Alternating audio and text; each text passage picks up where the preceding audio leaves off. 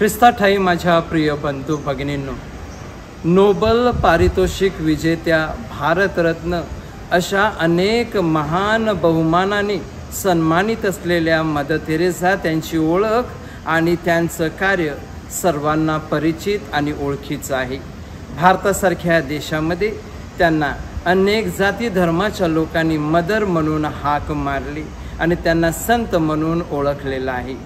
होय, जेव्हा mother Theresa ह्यांनी गरिबीचं आणि सेवेचं व्रत घेतलं तेव्हा सुरुवातीचा काळ फार खडतर आणि कष्टाचा होता।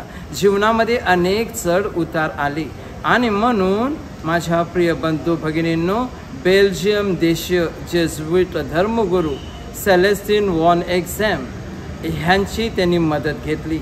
हे त्यांचे आध्यात्मिक गुरु होते। त्यांचा सल्ला आणि मार्गदर्शन घेतलं आणि पुढे आपण पाहतो मदर तेरेसा ह्यांच्या संतकरणाच्या प्रक्रियेमध्ये तिने ह्या धर्मगुरूला लिहिलेली पत्र फार मोलाची ठरली। प्रश्न असा येतो की संतासारखं जीवन जगलेली एक जोगिनी, धार्मिक जीवन जगलेली ही स्त्री, ह्या अशा धार्मिक स्त्रीने, संत स्त्रीने एका साध्या सुध्या धर्मगुरूचं मार्गदर्शन आणि सल्ला का घ्यावा? तर इतिहासामध्ये जर आपण पाहिलं तर जे महान बनलेले आहेत, जीवनात ज्यांनी मोठमोठी नावं कमावलेली आहेत, त्या सर्वांनी कुठेतरी कोणाचा सल्ला आणि मार्गदर्शन घेतलेलं आहे आणि मग आपल्या जीवनात मिळवलेलं सगळं श्रेय ते त्यांना देतात। अमुक व्यक्तीच्या सल्ल्यामुळे आणि मार्गदर्शनामुळे मी यशाच्या शिखरावर पोहोचलेलो आहे। बंधू भगिनींनो, आपल्याला 2 कान परमेश्वराने देणगी म्हणून दिलेलं आहे। आपलं जीवन सुखर व्हावं। ह्या कानाने माझ्या प्रिय बंधू बहिणींनो, आपण श्रवण करत असतो, आपण ऐकत असतो। दैनंदिन जीवनामध्ये अनेक बरे वाईट लोक आपल्याला भेटतात आणि बरे वाईट शब्द आपल्या कानावर पडत असतात। आपल्या कानावर जेव्हा चांगले शब्द पडतात त्याचा परिणाम चांगला आपल्या जीवनावर होत असतो, तर वाईट शब्दाने माझ्या प्रिय बंधू बहिणींनो आपल्या जीवनाचा नाश होत असतो। आणि म्हणून आपण चांगल्या संगतीमध्ये चांगले शब्द बोलणारे लोक ह्यांच्या सहवासात राहायला हवं। नाहीतर आत्मघातकी बॉम्बर म्हणजे दहशतवादी संघटना आत्मघातकी बॉम्बर निर्माण करत असतात। आत्मघातकी बॉम्बर म्हणजे ज्याला आपण इंग्लिशमध्ये सुसाईड बॉम्बर। तर हे आत्मघातकी बॉम्बर कोण असतात? एक व्यक्ती जी आपल्या अंगावर स्फोटकं वाहून घेते आणि सांगितलेल्या विशिष्ट ठिकाणी जाऊन स्फोट करायचा असतो, परंतु हा स्फोट केल्यानंतर जीवितहानी आणि वित्तहानी होणार आहे, इतरांचा नाश होणार आहे, त्याबरोबर ह्या माणसाचा देखील नाश होतोच हे त्याला माहीत असतं, त्याची देखील राख होते हे त्याला माहीत असतं। ही व्यक्ती आत्मघातकी बॉम्बर किंवा हल्लेखोर माझ्या प्रिय बंधू भगिनींनो शिक्षण झालेलं असतं, त्याचप्रमाणे प्रशिक्षणाच्या वेळेला त्याच्या कानावर एवढं भडीमार केलेलं असतो नकारात्मक गोष्टीचा, त्याच्यासाठी एक नकारात्मक परिस्थिती निर्माण केलेली असते, त्याचे विचार नकारात्मक केलेले असतात आणि म्हणून त्याच्याकडून हे विध्वंसक किंवा वाईट कृत्य घडवून आणलं जातं।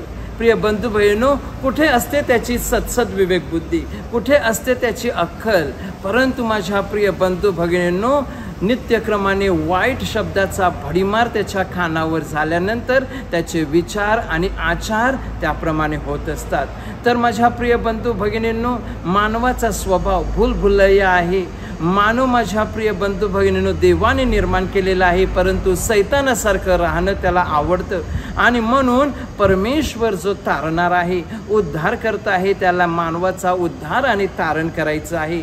आणि म्हणून जुन्या करारामध्ये ह्या मानवाला 10 आज्ञा दिलेल्या आहेत। ह्या 10 आज्ञाचं पालन केल्यानंतर तुझं तारण होईल। आणि पुढे आपण ह्याच बायबलमध्ये नवीन करारामध्ये पाहतो की जगाचा उद्धारक सर्वसमर्थ प्रभू येशू माझ्या प्रिय बंधू भगिनींनो ह्याने ह्या 10 आज्ञेचं सार आपल्या जीवनातून, आपल्या शब्दांतून, आपल्या प्रवचनांतून आणि कृतींतून दिलेलं आहे। प्रेम ह्या शब्दामध्ये किती ताकद आहे, प्रेम ह्या शब्दामध्ये किती शक्ती आहे हे त्यांनी आपल्या आचार आणि उच्चाराद्वारे सांगितलेलं आहे। आणि त्यांनी ह्या 10 आज्ञा संक्षिप्त रूपामध्ये देवप्रीती, मानवप्रीती आणि स्वतःवर आपण करत असलेलं प्रेम ह्याविषयी सांगत आहे. तर मा ख्रिस्त शुभवर्तमान माझ्या प्रिय बंधू भगिनींनो, अध्याय 10 ओवी 17 पासून एक श्रीमंत गृहस्थ प्रभू येशू ख्रिस्ताकडे येऊन सांगतो की मला सार्वकालिक जीवनाचं वतन पाहिजे, मला तारण हवं आहे, मला आनंद हवा आहे, मला खरीखुरी शांती हवी आहे. आणि मग 10 आज्ञा पाळलेल्या आहेत का हे प्रभू येशू त्याला प्रश्न करत असतो. प्रिय बंधू भगिनींनो, ऐकतो अनेक वेळा अनेक गोष्टी आपण ऐकून घेतो, परंतु त्या कृतीमध्ये आणत नाही. आणि म्हणून शेवटी ह्या गृहस्थाला सांगितलं जातं की तुझं आहे नाही ते सगळं विकून टाक, गोरगरिबांना दे, आणि मग तो देवराज्याच्या मार्गावर चालणार आहेस. परंतु हा मनुष्य दुःखी झाला. प्रिय बंधू भगिनींनो, आपल्या जीवनामध्ये देवाचं वचन नित्य नियमाने आपण ऐकायला हवं. हिब्री लोकासपत्र अध्याय 4 ओवे 12 मध्ये देवाचं वचन आपल्याला सांगतं की देवाचं वचन हे सक्रिय आणि सजीव आहे. म्हणजे आपला परमेश्वर जिवंत आहे आणि तो आपल्याला नेहमी मार्गदर्शन करत असतो. आणि म्हणून वेळोवेळी देवाचं वचन आपल्याला ऐकायचं आहे.